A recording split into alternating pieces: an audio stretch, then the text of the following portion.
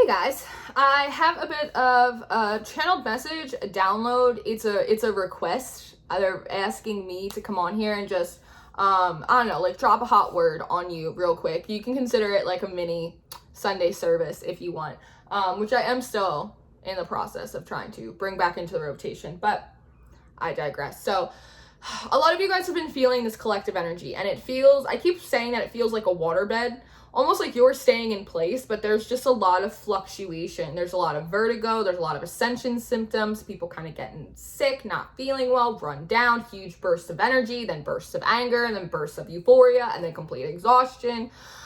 There's just like a lot, and it's because there's a shifting of timelines, there is a shifting of assignments, things being asked of you, being asked of us, different things, further levels of commitment that we're taking on, territory changes as well. My territories have kind of, in the spirit, have kind of changed a bit and more frequently than they have in the past. And so there's just a lot going on with the energy fluctuations, and nobody really knows if they're like coming or going. It's a little bit like motion sickness, right? It's like we're all going somewhere, but we're kind of stationary in a car that we're not driving. And when you look out the window for too long, your equilibrium, because we're changing alignment, so our equilibrium is a little off, and we feel a little bit unsettled. And it does seem to be a time that no matter how much grounding, how many salt baths, like no matter what you do, you still feel a little bit like your head is separated from your neck and the rest of your body. And that's because of these kind of quantum baby leaps that we're doing. And so they're kind of giving it to me a little bit like a pendulum, or a little bit like a kid on a swing set, kind of going back and forth and back and forth. And it's the idea of we're kind of open to any and every possible timeline right now. And so while you're in this swinging kind of phase, we as a whole need to ask for the highest possible timeline intentionally, for the best possible outcome, for the dream, the goal, the highest expectation that we have. Because there's this idea that a lot of you are frustrated because you feel like you haven't received like a return on your promise or a return on your investment. And part of the reason why that may being the operative word be, it's not because of your alignment, it's more of the quality of your prayers. Sometimes we're asking too small, we're asking too little, as if God is not a complete, capable, overflow, double for your trouble, omnipotent being, right? Creator of the heaven and the earth. I feel like the woozies coming on, and prayer, manifestation, magic, all of this stuff, and this is a personal opinion, it all really comes down to like God's divine will. In my mind, you cannot manifest anything that God doesn't really want you to have. And the thing is, that's important to remember, is God wants the absolute best for you. And so when we settle and we backtrack from the highest possible expectation, and we go, oh, well, I mean, I guess that would be enough. Yeah, I could get by with that. I mean, that would be okay. I could live with that. Feels like the divine is going like, what are you talking about? You could live with that. Like, what are you talking about? That'd be enough. You could get by on that. I'm not a get by God. Like, say it with your chest. Pray with your whole chest and like your whole, like the whole audacity of you out. And that's been the main word that he's been giving me, audacity. Because like, for me, like, behind the scenes, like there's the audacity of like some people placed in things that have really been like getting me like in my feels. They have been getting me out of pocket, and I haven't really known like how to deal with that, right? Knowing that I'm moving into new seasons, knowing that I'm moving into new assignments and territories. I'm not trying to like screw the pooch before I get there. And so what has been downloaded to me is, listen, girl, when the world starts acting super audacious, like all up in your face, then you gotta pray with that same energy. You gotta pray with audacity. Ask for something ridiculous. Pray for something that is out of control, something that seems completely impossible, because I am an impossible God. I make the impossible possible. That's how I flex on people. And sometimes God gets like a little He gets a little like that with me, which I appreciate. That pleases my spirit. But it is that energy of like anything is possible right now. So ask for the gold. Don't settle for bronze. You don't want bronze, right? This world is audacious. Like the chips are not always stacked in our favor when it comes to this matrix. People be out here talking out of their whole fucking necks. So why don't you like approach the throne? Why don't you approach the great spirit, the universe, like whatever like you resonate with like a little bit of fire in your belly. Pray with audacity.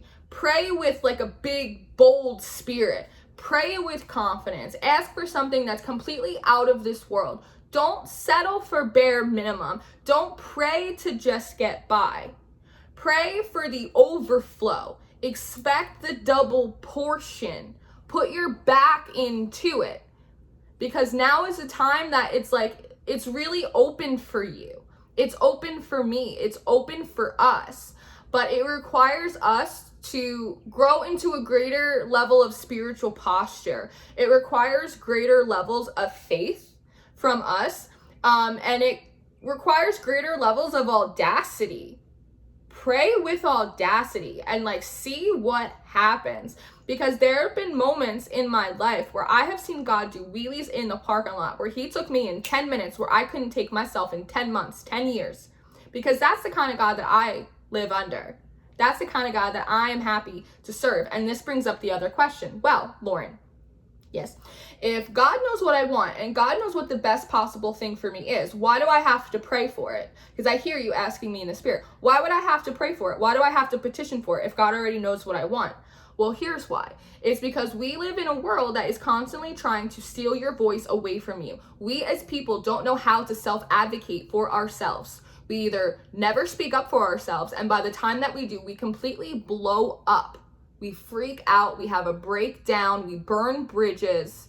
We don't just speak our truth. We don't just self-advocate. We don't just ask for what we want. It's not that God does not know what you want, what you need, what you're deserving of. Absolutely. But it's about you. You recognizing what you're deserving of. You recognizing what you're worthy of. You recognizing that there is a hope, that there is a future, that there are things that want to go well for you, that want to come into your life, but you need to come into agreement with that. Things are established in the spirit before they come down into the natural. And so while it's already there, up there for you, what your job is down here is to come into agreement. Yes, I agree I'm going to be successful. Yes, I believe I can live the highest timeline. Yes, I can believe that I can have the highest expectations for myself, for my life, for my business, my family, and they will come to pass because you are a come to pass God.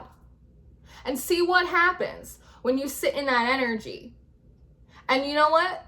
Sometimes faith to a non-believer can come off as cocky. And that's okay. Because faith looks foolish to a non-believer.